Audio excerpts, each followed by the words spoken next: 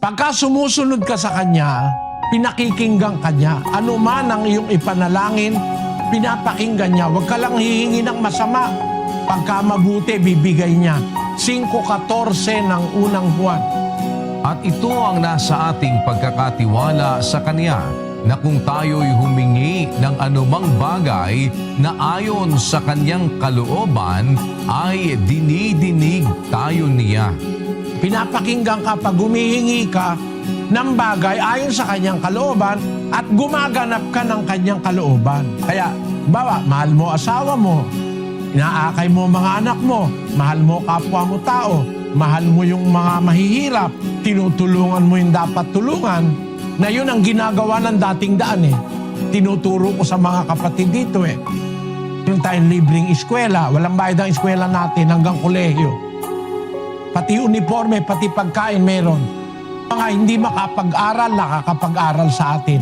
Paano mo malalaman pinapakinggan ka ng Diyos? Gumawa ka lang lahat ng kabutihan sa kapwa. Pag humiling ka, hindi ka niya titiisin. Kahit medyo mabigat ang hiling mo, pagbibigyan ka ng Diyos.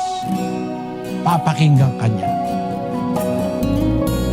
Sabi ni Kristo, hindi lahat ng tumatawag ng Panginoon, Panginoon, papasok sa kaharian ng langit, kundi ang gumaganap ng kalooban ng Ama na nasa langit.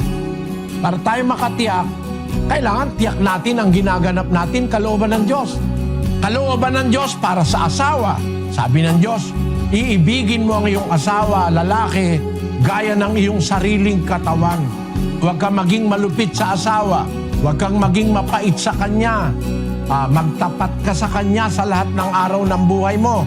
Maraming mga batas ng Diyos sa mag-asawa. Babae, ganun din. Tapos, yung sa anak, ganun din. Yung iyong mga anak, aalagaan mo, tuturuan mo ng saway at aral ng Panginoon, 6:4 ng Efeso. At 22:6 ng Kawikaan. Yung iyong kapitbahay mamahalin mo, love your neighbor. Hindi ka magiging kaaway ng neighbor mo.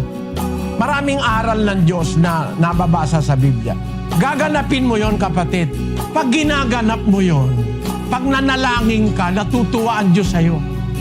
Parang yung apo ko, pag tinawag ako nung apo ko, pag narinig ko na yung salitang kaka, sabi niya, kahit natutulog ako, nagigising ako. Pag narinig ko yung kaka, para bang yung boses nung mahal mong apo ay pumapasok hanggang sa kaloob-looban. Pag naglambing, hindi mo pwedeng tanggihan. Pag may hiniling, kahit nga masakit yung tuhod ko, halika, kaka, halika, dali, takbo. Masakit yung tuhod ko, hatak-hatak ako hindi bali na, kahit masakit na. Pagka mahal mo yung bata, no? Ganun ang Diyos, kapatid.